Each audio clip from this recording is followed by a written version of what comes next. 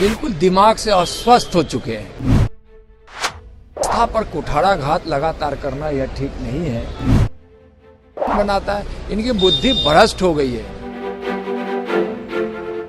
केंद्रीय गृह राज्य मंत्री नित्यानंद राय ने एक बार फिर डिप्टी सीएम तेजस्वी यादव पर भी हमला बोला। उन्होंने कहा कि तेजस्वी यादव मानसिक रूप से बीमार हो गए हैं। तेजस्वी यादव के दिए गए बयान, राम चाहते तो खुद अपना मंदिर बनवा लेते, लेकिन मोदी जी ऐसा बता रहे हैं कि हमने राम भगवान के लिए मंदिर बनाया है। तेजस्वी के बयान पर भड़के नित्यानंद राय ने कहा कि हिंदुओं की आस्था पर प्रहार कर रहे हैं। अगर ऐसी बात थी तो वो तिरुपति बालाजी क्यों गए थे?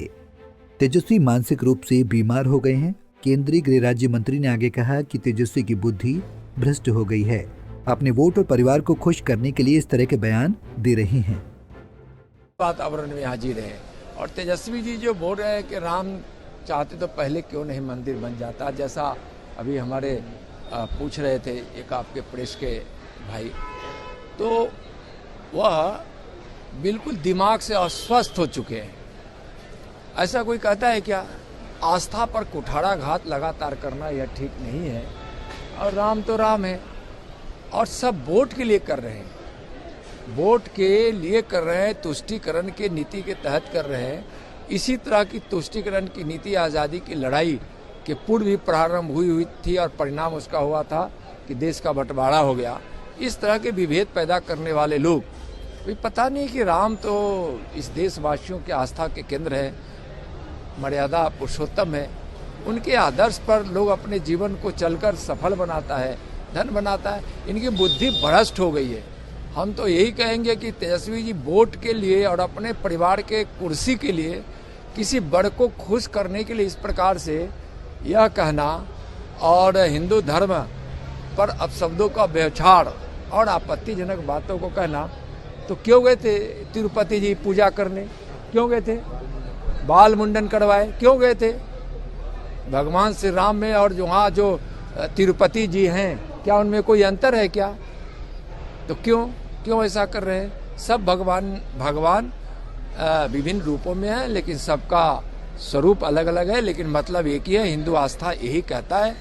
तेजस्वी जी, आप वोट के चलते आप इस तरह हिंदुओं के साथ, हिंदू भाइयों बहनों के साथ, राम भक्तों के साथ आप इस प्रकार से मजाक न करें। आपको महंगा पड़ेगा और आपको जरूर अफसोस होता होगा कि हम गलत बोल रहे हैं। तो एक बार भगवान श्री राम के मंदिर में जाकर माथा टेकिए, तब आपको अंदाज लग जाएगा कि भगवान श्री राम का मतलब क्या है, उनका महत्व क्या है। इस दौरान उन्होंने एनसीपी विधायक जितेंद्र के बयान भगवान राम मांसाहारी थे पर भी प्रतिक्रिया दी। अब कहाँ कौन पहुंच रहे हैं, क्या पहुंच रहे हैं, कितनी असहजता है, क्या मतलब है उन लोगों का, उससे हम लोग को बार बार हम बोलते कोई लेना देना नहीं। इसलिए लेना देना नहीं है कि वह जनाधार खोई हुई पार्टियां हैं, महागठबंधन, इंडी गठबंधन, उनके सारे घटक दल अपना जनाधार खो चुके हैं। माननीय नरेंद्र मोदी जी के भगीरथ प्रयास से जो विकास की गंगा जन जन तक पहुंच रही है, लोगों के मन में विश्वास है कि मोदी हैं तो हमारे जीवन में खुशियां पहुंच रही है। गरीबों का उत्थान हो रहा है, किसान मजदूरों महिलाओं का उत्थान हो रहा है, युवाओं का उत्थान हो रहा है, और ये विश्वास बहुत बड़ी बात है। आज़ादी से अब तक किसी ने ऐसा विश्वास अर्जित नहीं किया था जो हमारे माननीय प्रधानमंत्री आदरणीय नरेंद्र मोदी जी कर चुके हैं। उनकी लोकप्रियता से सब घबरा कर इस प्रकार की हरकतें कर रहे हैं।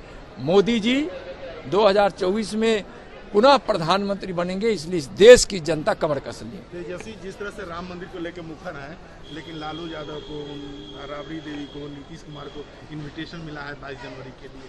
देखिए, राम जन्मभूमि ट्रस्ट आमंत्रण देने का काम करती है और आमंत्रण जिनको जिनको मिला है तो उनको जाना चाहिए।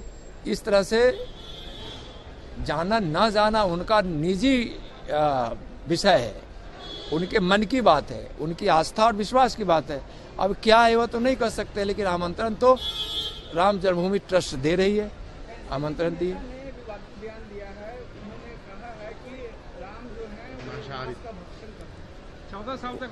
बोले ना, इंडी गठबंधन वाले, महागठबंधन वाले सभी नेताओं का दिमाग खराब हो गया है, सब दिमाग से दिवालियापन हो गए हैं और इनको तो जनता सबक सिखाएगी। कहीं के लोग रहने वाले नहीं हैं, इस तरह से हिंदू देवी देवताओं पर मजाक करना बड़ा महंगा पड़ेगा। केंद्रीय मंत्री ने विपक्ष के इंडिया गठबंधन पर हमला बोलते हुए कहा कि गठबंधन वाले सारे अपना जनाधार खो चुके हैं। लोगों ने मन में विश्वास है कि मोदी जी के नेतृत्व में देश का विकास हो रहा है। पटना से संजीव कुमार की रिपोर्ट।